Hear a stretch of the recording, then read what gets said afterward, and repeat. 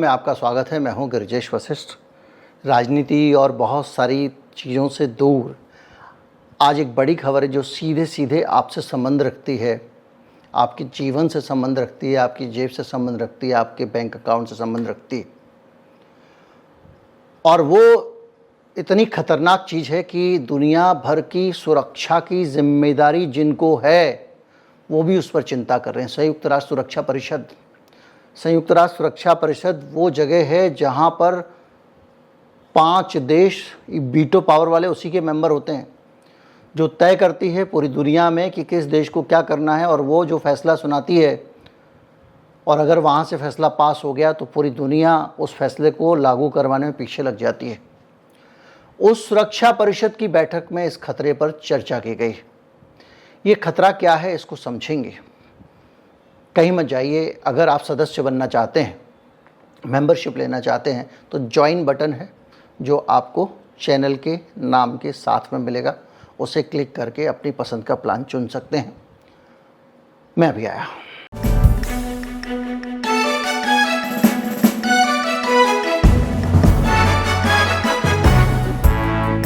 अक्सर अब तक जिन मसलों पर चिंता की है वो सुरक्षा से जुड़े हुए मसले हैं। युद्ध, सेना, किसको कितने युद्ध हथियार रखने चाहिए, परमाणु हथियार, निरस्त्रीकरण, इस तरह के मसले। लेकिन ये ऐसा मसला है पहली बार जिसको संयुक्त राष्ट्र सुरक्षा परिषद को जिस पे विचार करना पड़ा है, और ये मसला मेरे आपके जीवन से जुड़ा हुआ है। मैं आगे बढ़ें उससे पहले आपको एक छोटा सा किस्सा सुनाता हूँ। अभी हाल में एक मौर्य वाला मामला आया था। उसके पति का नाम था आलोक मौर्य। बहुत सारे लोगों के मन में एक सवाल आया होगा, बहुत सारे लोग जानते भी होंगे, मौर्य के पति ने के गुप्त लेन देन, उसके आशिकी वाले व्हाट्सएप चैट और उसके व्हाट्सएप की सीक्रेट चीज़ें कैसे हासिल कर लीं आलोक मौर्य ने। और अक्सर लोग जिनके मैरिटल डिस्प्यूट हैं, जिनके दूसरी चीज़ें हैं, उनको ये डर लगता होगा कि कहीं मेरे व्हाट्सएप का डाटा कोई चुरा ना ले। अक्सर लोग ये सर्च करते रहते हैं कि भैया व्हाट्सएप की क्या चैटिंग हैक की जा सकती है। क्यों? क्योंकि ये आपके प्राइवेसी का मसला है, क्योंकि ये आपकी बेहद निजी चीज़ों का मसला है। किरीट सुमैया उल्टे लेटकर पता नहीं क्या कर रहे थे, वो उनका एक वीडियो आ गया है। उस वीडियो के आने के बाद उनकी क्या किरकिरी हुई है, एक सूचना बाहर आती है और उनका पॉलिटिकल करियर दांव पे लग जाता है। ये है प्राइवेसी। लेकिन संयुक्त राष्ट्र सुरक्षा परिषद ने प्राइवेसी पे बात नहीं की है। प्राइवेसी से भी बड़ा खतरा डिस्कस किया है जिसमें प्राइवेसी भी शामिल है, और वो खतरा है आर्टिफिशियल इंटेलिजेंस का खतरा। संयुक्त राष्ट्र सुरक्षा परिषद AI पे बात कर रही है। इससे आप कल्पना कर लीजिए, ये कुछ टेक कंपनियों की चर्चा नहीं है, किसी देश के एक टेक्नोलॉजी मंत्रालय की भी बात नहीं है। यानी पूरी दुनिया के सारे देश आर्टिफिशियल इंटेलिजेंस को एक सुरक्षा का मसला मानते हैं, सिक्योरिटी का मसला मानते हैं। मंगलवार को इसमें बहुत सारे मसले डिस्कस किए गए, जिसमें जो संयुक्त राष्ट्र महासचिव हैं एंटोनियो गुटेरेस, उन्होंने कहा कि इसके उपयोग को कंट्रोल करने के लिए एक अंतर्राष्ट्रीय संस्था बनानी चाहिए, जैसे कि WHO है, उस सेहत के मामले में कंट्रोल करता है, ऐसे, ताकि वो इस पे नज़र रख सके कि भैया हो क्या रहा है। आज मेजॉरिटी जो हमारा 70-80% मैं इस पर बना चुका हूँ, डार्क वेब वगैरह वीडियो, 70-80% इंटरनेट आज भी निगरानी से बाहर है, सरकारी नियंत्रण से बाहर है। वहाँ वो सारे काम होते हैं जिसको किसी भी देश का कानून इजाज़त नहीं देता। वहाँ पे सारे चोरी के सामान बिकते हैं, वहाँ पर नशा बिकता है, वहाँ पे कत्ल की सुपारी दी जाती है और कोई नहीं पकड़ पाता। ये तो है डार्क वेब, और ये तब है जबकि इसमें आर्टिफिशियल इंटेलिजेंस शामिल नहीं है।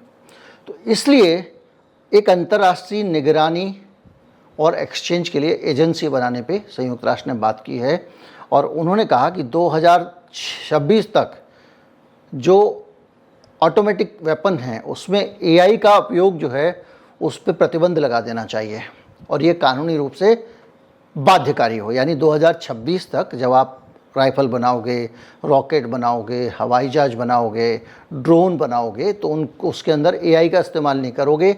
इसके लिए एक मैंडेटरी कंपल्सरी प्रतिबंध लगा देना चाहिए संयुक्त राष्ट्र को, क्योंकि ये चीज़ बहुत ख़तरनाक है। इसके साथ साथ उन्होंने बाकायदा एक ट्वीट किया है, जिस ट्वीट में उन्होंने लिखा है कि मैंने सुरक्षा परिषद से आर्टिफिशियल इंटेलिजेंस को तात्कालिकता की भावना, वैश्विक दृष्टिकोण और सीखने की मानसिकता के साथ अपनाने का आग्रह किया है। हमें एआई सिस्टम की पारदर्शिता, ट्रांसपेरेंसी, जवाबदेही, अकाउंटेबिलिटी और निगरानी के लिए सामान्य उपायों की दिशा में मिलकर काम करना चाहिए, ये संयुक्त राष्ट्र कह रहा है। यानी हम सब मिलके इसको ऐसा बनाएं जो कम से कम आदमी के काम का हो। और इसके अलावा विदेशी जो इंटरनेशनल मीडिया है, उसने रिपोर्टिंग की है, उसने एक बड़ा सवाल उठाया कि भाई साहब, आपको पता कितना है एआई कहाँ तक पहुँच गया है और एआई किस लेवल तक पहुँच चुका है। तो ये जो मीटिंग हुई इसमें जो है वो जेम्स क्लेवरली जो है ब्रिटेन के, वो भी शामिल थे। तो बहरहाल ये हुई खबर और उस मीटिंग में उन्होंने बहुत सारी चिंताजनक बातें बताईं। लेकिन मसला ये है कि ये एआई जो है वो कैसे खतरा बनता जा रहा है। और ये इस पे बहुत सारे इंटरव्यू देखे होंगे कि मैंने भी एक वीडियो कुछ बनाए हैं एआई के खतरे पे। लेकिन आज हम समझेंगे कि एक समरी में समझते हैं कि एआई किस तरह से आपके लिए और मेरे लिए खतरनाक है। जॉब डिस्प्लेसमेंट, ये तो आप देख रहे हैं लगातार। जैसे कि हमारे देश में कभी कोई चिट्ठी, पत्री, ईमेल वगैरह ड्राफ्ट करने के लिए बाबू लोग होते थे, क्लर्क लोग होते थे। बाद में क्लर्कों को हटाकर क्या कहा गया कि भाई आप ईमेल अपने आप खुद ही ड्राफ्ट करिए। ठीक है साहब, मैनेजमेंट में लोग बैठ के अपना खुद ड्राफ्ट करने लग गए। क्लर्क की एक सीट ख़त्म हो गई। अब मीटिंग शेड्यूल करना है तो उसके लिए भी आपके पास में असिस्टेंट होते थे, आपके पास पीए होते थे, एग्जीक्यूटिव सेक्रेटरी होते थे, वो आपको याद दिलाते थे भाई 4 बजे मीटिंग है सर, चलना वगैरह वगैरह। अब एआई जो है वो उसका काम भी कम कर दे रही है। आपको किसी को ईमेल लिखना है 15 मिनट ड्राफ्ट करने के बजाय ये एआई जो है वो 10 सेकंड में ड्राफ्ट करके आपको दे देगी।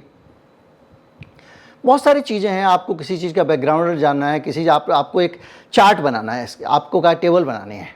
सन 2012 में इतनी बारिश हुई थी, 14 में इतनी हुई थी, 16 में इतनी हुई थी। अब पूरी एक इबारत लिखी हुई है। अब आपने एक बाबू बिठाया, वो 2.5 घंटे लगाएगा तब एक टेबल बना के लाएगा। इसको बोल दो टेबल बना दे, वो 2 सेकंड में बना के देता है टेबल। इसी तरह से जो पूरी दुनिया में अलग अलग जगहों पे जो लोग कोडिंग करते हैं, कोडिंग क्या होती है भाई, आप जो वेब पेज पढ़ते हैं ये पीछे कोडिंग की गई है, ये दिखेगा, उसके बाद ये दिखेगा, वो उनकी अपनी भाषा है। इसको तो पता है, इसको बोलो कि फला चीज़ की कोडिंग कर दो, वो 10 सेकंड में कोड उठा के आपको दे देगा। जिस काम को करने में एक सॉफ्टवेयर इंजीनियर को कम से कम आधा दिन तो लग ही जाता है, वो आपको झट से दे देता है 10 सेकंड में। तो धीरे धीरे करके जब ये काम करने लगेगा कंपनियों, तो क्या होगा, जैसे मान लीजिए मैं ये वीडियो बना रहा हूँ, मैंने कहा इस वीडियो के लिए टैग दे दो, वो झट से टैग दे देगा निकाल के। पहले मैं सोचना पड़ता था, फिर टैग जनरेटर में जाना पड़ता था, फिर छांटने पड़ते थे टैग। तो ये इसने क्या किया कि आदमी की जगह इसने ले ली है। तो ये चीज़ खतरनाक हो गई है। अलग अलग तरह के अप स्किलिंग और धीरे धीरे करके सीखता जा रहा है और अच्छे अच्छे काम सीखता जा रहा है। इसके अलावा एक चीज़ और भी, एक बड़ा ख़तरा है एआई के साथ में। ये जानकारी आपको एआई से जुड़ी हुई शायद किसी ने डिस्कस ना की हो। भेदभाव बढ़ाता है एआई।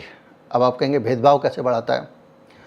अब जैसे मान लीजिए अमेरिका थर्ड वर्ल्ड के साथ में, हम भारत जैसे देशों के साथ में भेदभाव का रवैया अपनाता है। अमेरिका का अफ्रीका के लिए रवैया अलग है, रूस के लिए अलग है, चीन के लिए अलग है, उत्तर कोरिया के लिए अलग है। तो अमेरिका जो भी काम कर रहा है वो इनके प्रति दुर्भावना रख के कर रहा है। इसी तरह से आप अगर कोई एक ऐसा देश है जहाँ पे वर्ण भेद है, या वहाँ पे जो है वो एक ख़ास तरह के वर्ण के लोग ज़्यादा हैं, वो उसके लिए मान लीजिए एक देश है जिसमें मान लीजिए हिंदू हैं, उनके अंदर, या मुसलमान हैं उनके अंदर हिंदुओं के लिए, या हिंदुओं में मुसलमानों के लिए अगर कोई भावना है, तो वो जो काम करते हैं उनके काम में जो बायस होता है, उनके लिखने में जो बायस होगा। एक खबर भी लिखी जाती है, तो आप सब जानते हैं, अब एक गोदी मीडिया है। अब गोदी मीडिया जो खबर लिख रहा है उसमें उसका एक बायस है। एक तो एआई सीख कहाँ से रहा है? एआई सीख रहा है गोदी मीडिया से, एआई सीख रहा है समाज से। वो अमेरिका की सुप्रीमेसी और उसका अधिनायकवाद जो है उसको सीख रहा है। वो ब्रिटेन का जो है वो नक्चड़ापन सीख रहा है।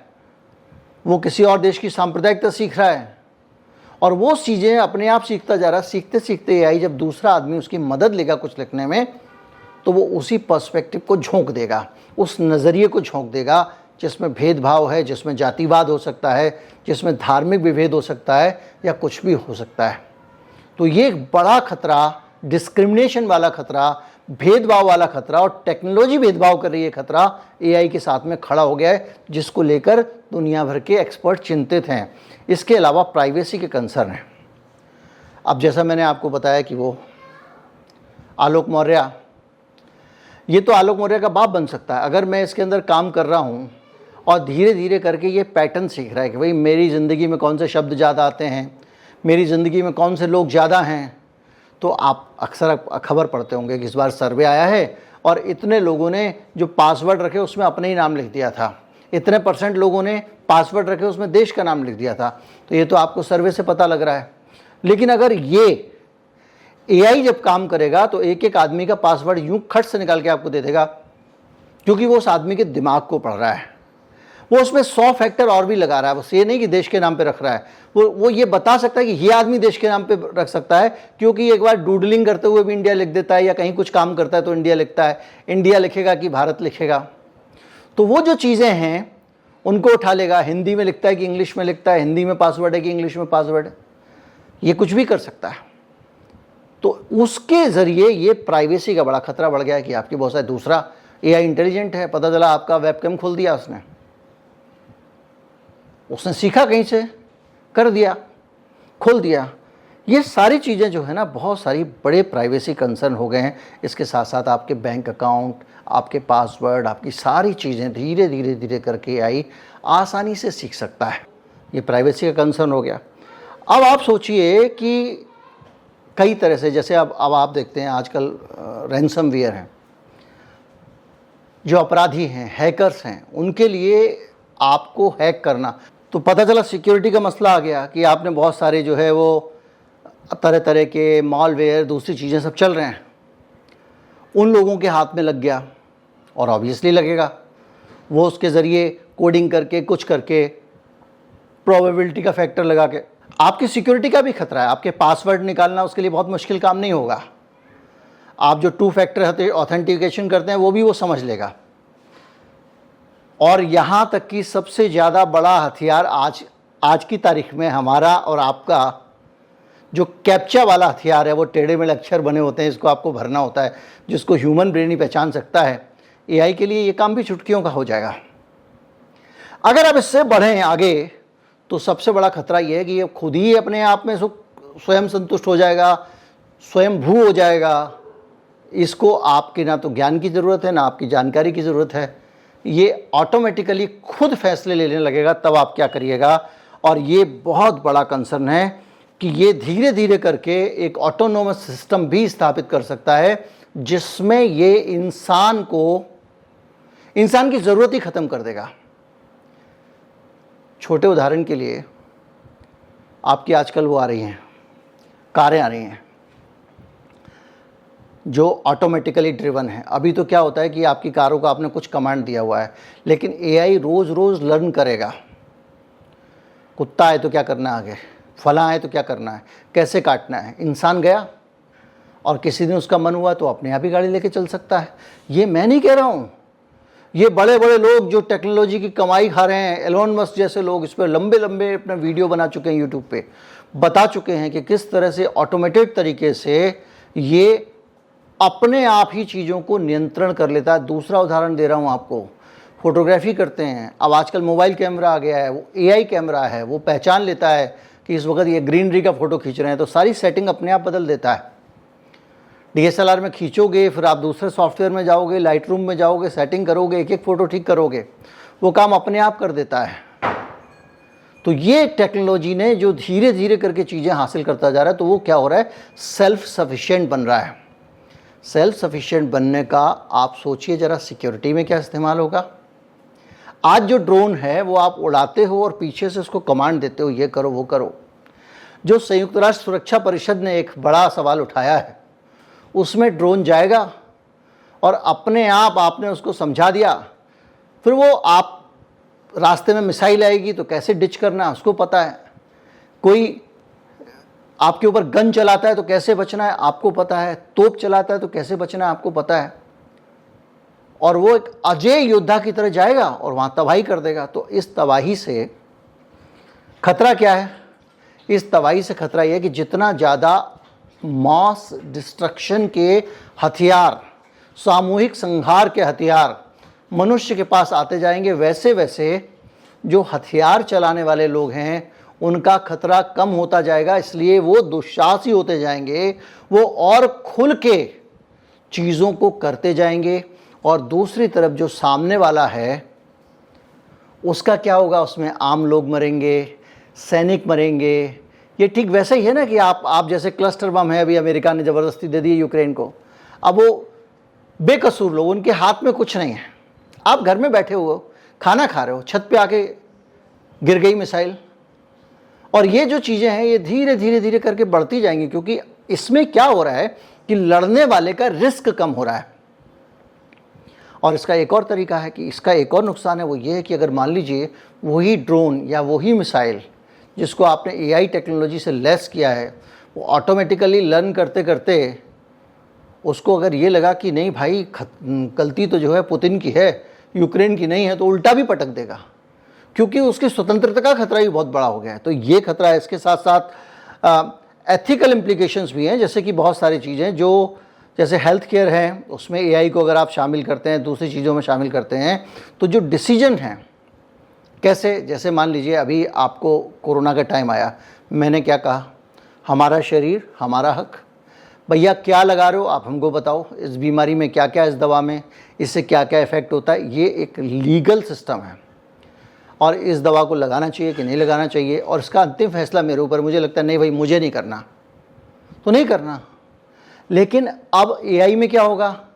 फैसले मशीन लेगी, फैसले कंप्यूटर लेगा, आपका शरीर फैसले उसके। तो ये सारे जो मसले हैं, ये इस तरह से बड़े मसले लगातार बनते जा रहे हैं। और इसके साथ साथ क्या होगा कि भैया जब सब कुछ होने लगेगा तो इंसान कमज़ोर पड़ता जाएगा। उदाहरण देता हूँ, पहले आप को बोलो कि ज़रा पापा का फ़ोन मिलाना, खट खट खट मिला देते थे, भाई का मिला दो, चाचा का मिला दो। एक एक आदमी को 500-500 नंबर याद रहते थे, खट से उंगली से दबाता था और मिला देता था। डायल वाले में डायल घुमा के मिला देता था। यही होता था ना।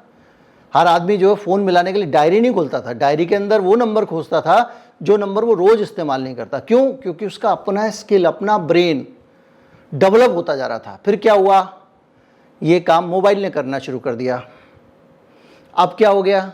अब अगर अचानक आप थाने में पकड़े जाएं और पुलिस वाला आपसे कहे मिलाइए ज़रा नंबर अपने पिताजी का, हो सकता है पिताजी का मिला दें, हो सकता है माताजी का मिला दें, भाई का भी मिला दें, 3 से चौथा नंबर याद नहीं होगा आपको। क्यों? क्योंकि आपके सारे नंबर, आपके दिमाग का जो काम था वो आपने दे दिया मोबाइल को, और आपका अपना स्किल जो था वो ख़त्म हो गया। तो ऐसे धीरे धीरे करके आदमी का स्किल भी ख़त्म होता जाएगा। यानी आदमी की जो क्षमताएं वो ये टेक्नोलॉजी कम कर रही है, बाकी चीज़ों तो बढ़ती है ना। क्योंकि जैसे मान लीजिए मैंने कहा कोडिंग है, अभी कोडिंग बनाता आदमी, दिमाग लगाता, उसके दिमाग में बहुत सारी चीज़ चलती है, उसका ब्रेन डेवलप हो रहा है। और आप डार्विन के विकासवाद के सिद्धांत पे जाएं तो धीरे धीरे धीरे करके 50 लाख साल के बाद में इंसान तो डम्बो हो जाएगा कॉकरोच की तरह, और मशीनें सीखते सीखते बन जाएंगी इंसान से भी ज़्यादा तेज। यही होगा ना। तो ऐसी स्थिति में एआई खतरनाक है, क्योंकि आपकी जो क्षमता है दिमाग की, आपकी जो कैपेसिटी है, उसको धीरे धीरे कम करता जाएगा, क्योंकि आपकी डिपेंडेंस इस पर आ गई। आज आपका स्किल है आप गाड़ी चला लेते हैं, आज आपका स्किल है आप गियर बदल लेते हैं, फिर ऑटोमेटिक गियर वाली गाड़ी आ गई तो अब आपकी गियर बदलने का स्किल धीरे धीरे करके चला गया। कुछ समय बाद क्या होगा? पूरी गाड़ी ऑटोमेटिक हो जाएगी, ADAS आ गया। तो अब आपको जो है वो सड़क पे आप लगा देते हो स्पीड लिमिट, वो अपने आप ही कम ज़्यादा धीमी तेज करता रहता है गाड़ी को। तो आपकी वो ब्रेन की स्किल क्या हुआ? कम होती गई। तो धीरे धीरे करके ये आदमी का पूरा स्किल कम करता जाता है, फिर उसके एग्जिस्टेंस के लिए खतरा बन सकता है। एआई को लेके ये भी खतरनाक बात है। इसके अलावा एआई मिस इन्फॉर्मेशन का भी टूल बन रहा है, बन सकता नहीं, बन रहा है। याद कीजिए अभी बीच में कुछ वीडियो वायरल हो गए थे, फोटो वायरल हो गए थे, उसमें ट्रंप जेल में बंद है, ट्रंप झाड़ू लगा रहा है जेल में। वो आए थे ना तरह तरह के, कैसे आए थे? डीप फेक के ज़रिए और एआई के ज़रिए वो फर्जी तस्वीरें बनाई गई थी और वो मिस इन्फॉर्मेशन पैदा करने में एआई भूमिका निभा रहा है। बहुत सारे चैनलों ने, बहुत सारी वेबसाइट्स ने कुछ ऐसी तस्वीरें बना के डाली, 100 साल बाद दिल्ली ऐसा दिखेगा, 100 साल बाद भोपाल ऐसा दिखेगा, और वो सब जो है वो एआई करता जा रहा है, धीरे धीरे करके वो चीज़ों को बदलता जा रहा है। लेकिन वो बदल नहीं रहा है, वो आपसे भी सीख रहा है और सीख के वो आपका गुरु बन रहा है। 1000 लोगों से सीख के एक आदमी बन रहा है, तो आप सोचिए ज़रा क्या बनेगा। इस तरह की चीज़ें और एनर्जी और एनवायरनमेंट के इम्पैक्ट भी इसमें बहुत ज़्यादा है। वो कैसे हैं, इसको समझने के लिए आपको ऐसे समझना पड़ेगा कि एआई जब काम करता है ना, ये समझने के लिए आसानी होगी कि आप डाटा सेंटर जो होते हैं, जैसे अडानी जी डाटा सेंटर बनाने वाले थे क्योंकि सरकार ने कानून ला दिया था कि अब दुनिया की बड़ी बड़ी आईटी कंपनियों को जो डाटा लोकलाइजेशन करना पड़ेगा, उस डाटा को अपने ही देश में रखना पड़ेगा, भारत में रखना पड़ेगा भाई। तो डाटा रखने के लिए क्या होता है? डाटा सेंटर होता है। तो डाटा सेंटर की कैपेसिटी क्या है?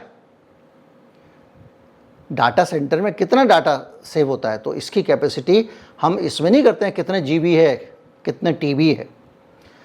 उसकी कैपेसिटी उसके बिजली के कंजम्पशन से, हीट जनरेशन से काउंट की जाती है।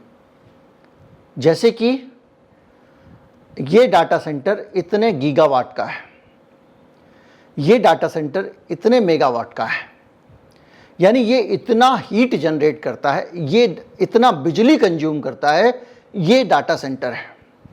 अब आप सोचिए, जब एआई टेक्नोलॉजी आने का मतलब ये है कि बहुत ज़्यादा प्रोसेसिंग डाटा की शुरू हो जाएगी, और जब डाटा की बहुत ज़्यादा प्रोसेसिंग शुरू होगी तो डाटा सेंटर बहुत बिजली कंज्यूम करेंगे, और बिजली कंज्यूम करेंगे तो उस प्रोसेस में हीट जनरेट करेंगे। आपका कंप्यूटर छोटा सा इस तरह सा होता है, उसमें भी पंखा लगाना पड़ता है उस हीट को कंट्रोल करने के लिए। और जब बड़े बड़े डाटा सेंटर्स में लाखों कंप्यूटर, हम आप जो भी इंटरनेट पर कमांड देते हैं, इसकी प्रोसेसिंग कहीं हो रही है ना, जहाँ वो सर्वर रखे हुए हैं। तो जब ये प्रोसेसिंग की रफ्तार कई गुना बढ़ जाएगी तो धरती में एनवायरनमेंट का क्या हाल होगा, गर्मी का क्या हाल होगा, ये भी बड़ा कंसर्न है। तो कुल मिला के एआई जो है वो इतना सीधा साधा मसला नहीं है, बहुत उलझी हुई कैसेट है। और इसीलिए संयुक्त राष्ट्र सुरक्षा परिषद को एआई के मामले में दखल करना पड़ा। उम्मीद करता हूँ वीडियो आपको अच्छा लगा होगा। अच्छा लगा हो तो ज़्यादा से ज़्यादा लोगों तक पहुँचाए, चैनल को सब्सक्राइब कर लें। नमस्कार, जय हिंद।